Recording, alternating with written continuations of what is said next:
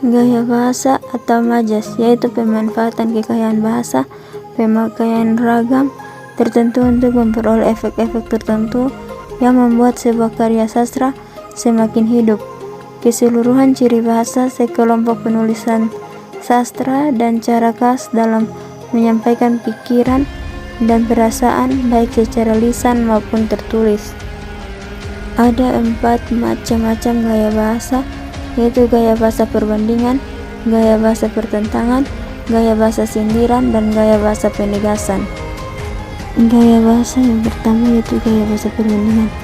Yang dimaksud dengan gaya bahasa perbandingan adalah gaya bahasa yang gaya bahasanya diungkapkan dengan cara menyandingkan atau membandingkan suatu objek dengan objek lainnya, bisa berupa penyamaan, kelebihan, atau penggantian.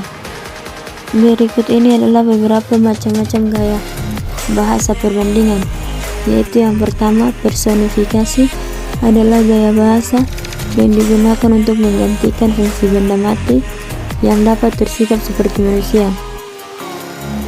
Contohnya, angin malam telah melarang aku keluar. Yang kedua, metafora adalah gaya bahasa yang digunakan sebagai kiasan yang secara eksplisit mewakili suatu maksud lain berdasarkan persamaan atau perbandingan. Contohnya, usahanya bangkrut karena memiliki utang dengan lintah darat. Yang ketiga, eufemisme adalah gaya bahasa di mana kata-kata yang dianggap kurang baik diganti dengan padanan kata yang lebih halus. Contohnya, karena terjerat kasus korupsi, ia harus dihadapkan di meja hijau. Yang keempat, metonimia adalah gaya bahasa yang menyandingkan istilah sesuatu untuk merujuk pada benda yang umum. Contohnya, bila haus minumlah aqua. Kata aqua di sini dikenal sebagai sebuah brand air mineral yang sudah cukup terkenal. Yang kelima, simile adalah gaya bahasa yang menyandingkan suatu aktivitas dengan suatu ungkapan. Contohnya, anak kecil itu menangis bagaikan anak ayam yang kehilangan induknya. Yang keenam adalah alegori. Alegori adalah gaya bahasa yang menyandingkan suatu objek dengan kata kiasan. Contohnya, mencari wanita yang sempurna seperti mencari jarum dalam tumpukan jerami. Yang ketujuh adalah simbolik. Adalah gaya bahasa dengan ungkapan yang membandingkan antara manusia dengan sikap makhluk hidup lainnya. Contohnya, perempuan itu memang jinak-jinak merpati. Yang kedelapan, asosiasi adalah gaya bahasa yang membandingkan dua objek berbeda, namun disamakan dengan menambahkan kata sambung, bagaikan, bak, atau seperti. Contohnya, wajah ayah dan anak itu bagaikan pinang dibelah dua. Kata bagaikan adalah kata sambung. Yang kesembilan, hiperbola adalah gaya bahasa yang mengungkapkan sesuatu secara berlebihan, bahkan terkesan tidak masuk akal. Contohnya, pria itu memiliki semangat yang keras seperti bajai. Tentu ia akan menjadi orang sukses. Yang ke-10 adalah sinekdok. Adalah gaya bahasa yang terbagi menjadi dua, yaitu sinekdok pars pro toto dan sinekdok totem pro parte. Contoh gaya bahasa ini yaitu 1. Pars pro toto, hingga bel berbunyi batang hidung Reni belum juga kelihatan. Yang kedua, totem pro parte. Indonesia berhasil menjuarai All England hingga 8 kali berturut-turut. Gaya bahasa yang kedua yaitu gaya bahasa pertentangan.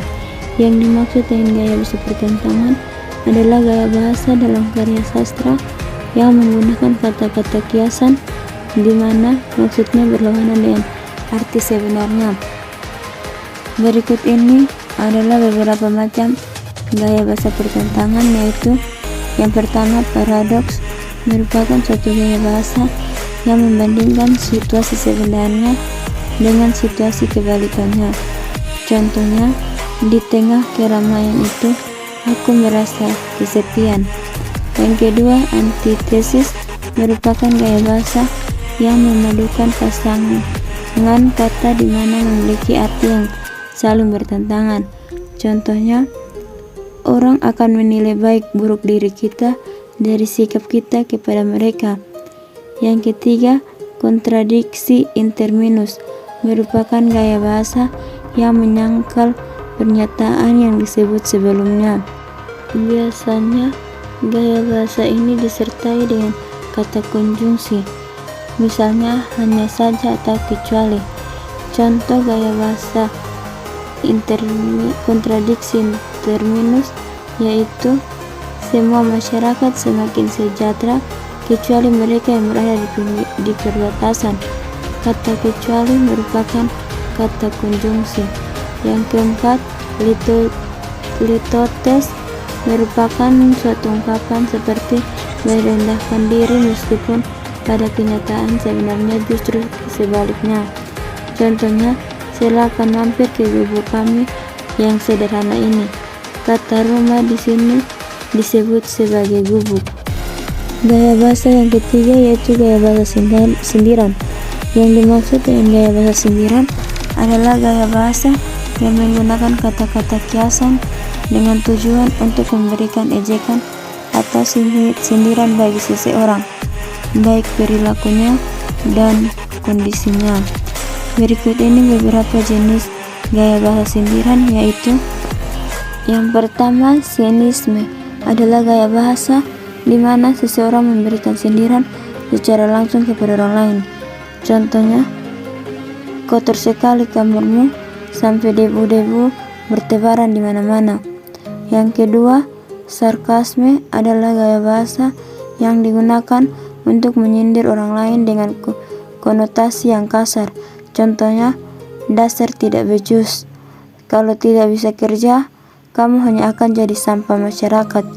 Yang ketiga, ironi adalah gaya bahasa yang menggunakan kata kiasan dengan makna berlawanan dengan fakta sebenarnya.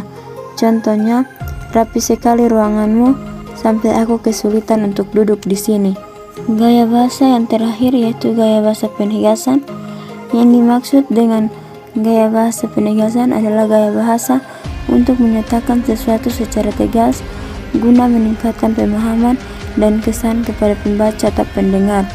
Berikut ini beberapa jenis gaya bahasa penegasan adalah: 1. Repetisi adalah gaya bahasa yang mengulang kata-kata dalam satu kalimat. Contohnya, pria itu pencopetnya, dia pelakunya, dia yang mengambil dompet saya. Yang kedua, retorik merupakan gaya bahasa dalam bentuk kalimat tanya tetapi sebenarnya tidak perlu dijawab. Gaya bahasa ini biasanya dipakai untuk penegasan sekaligus sindiran. Contohnya, jadi menurutmu kamu akan lulus tanpa belajar? Yang ketiga, pleonasme merupakan gaya bahasa yang menggunakan kata-kata dengan makna sama tapi diulang-ulang terkesan tidak efektif tapi disengaja untuk menegaskan sesuatu. Contohnya, kita harus maju ke depan agar bisa menjelaskan pada teman-teman. Kata maju sudah pasti ke depan. Yang keempat, klimaks adalah gaya bahasa yang menjelaskan lebih dari dua hal secara berurutan di mana tingkatannya semakin lama semakin tinggi. Contohnya, pada saat itu semua orang mulai dari bayi, anak-anak, remaja, orang dewasa hingga lansia pergi mengungsi akibat gempa. Yang kelima, antiklimaks adalah gaya bahasa yang menjelaskan lebih dari tingkatan tertinggi ke tingkatan terendah. Contohnya, setiap hari Senin mulai kepala sekolah, guru, staf, dan siswa rutin melaksanakan upacara bendera. Yang keenam, paralelisme adalah gaya bahasa yang mengulang-ulang sebuah kata untuk menegaskan makna kata tersebut dalam beberapa definisi yang berbeda. Biasanya, gaya bahasa ini digunakan pasca sebuah puisi. Contohnya, sayang itu sabar, sayang itu lemah lembut, sayang itu memaafkan. Yang terakhir, yang ketujuh, tautologi merupakan gaya bahasa yang mengulang kata yang bersinonim untuk menegaskan suatu kondisi atau maksud tertentu. Contohnya, Sia adalah gadis yang penuh dengan kasih, sayang, dan cinta.